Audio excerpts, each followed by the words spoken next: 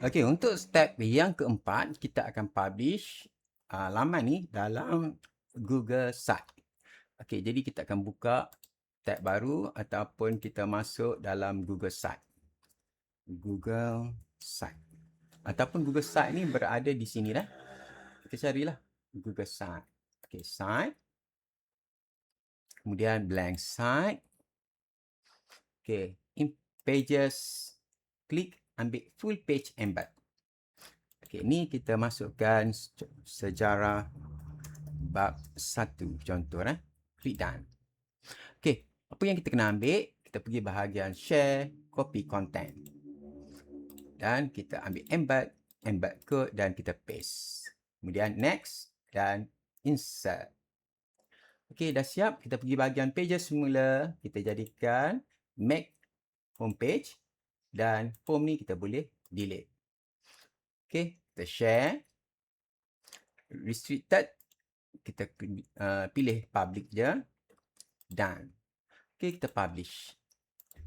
Sejarah bab 1 contoh. Sejarah. Okey, sejarah bab 1. Publish. Contoh Okey, kita view. Kita test pula. Okay. Bila kita klik quiz, okey, dia buka tab baru. Infografik dia buka tab baru. Jadi dalam ni kita klik pada bintang ni. Menu. Bila klik, saya tidak mahu buka new tab.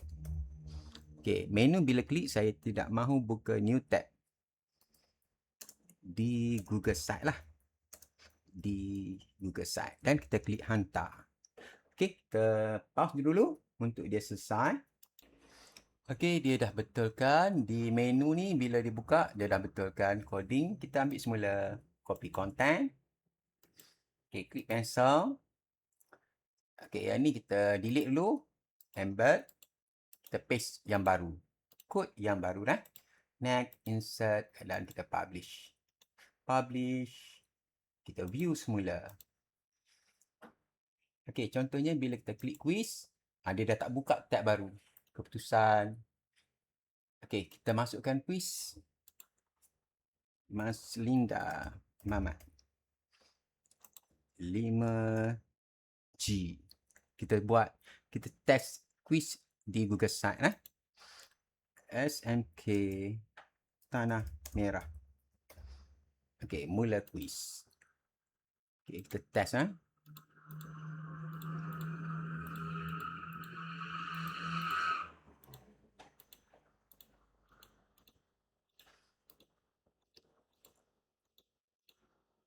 Okey, 20%. Okey, kita lihat keputusan. Okey, sini Mas Linda tak ada lagi. Dia ada button muat semula data. Refresh. Okey, kat sini dah ada lah. Ranking dia akan susun yang tertinggi. Kita boleh bagi arahan SMK Tanah Merah. Okey, tu siaplah kita punya pembinaan laman pembelajaran, laman interaktif, nota, infografik, kuis dan keputusan berada dalam satu laman. Okey, sekian untuk perkongsian kepada guru-guru dan murid-murid. Sekian, Assalamualaikum warahmatullahi wabarakatuh. Bye-bye.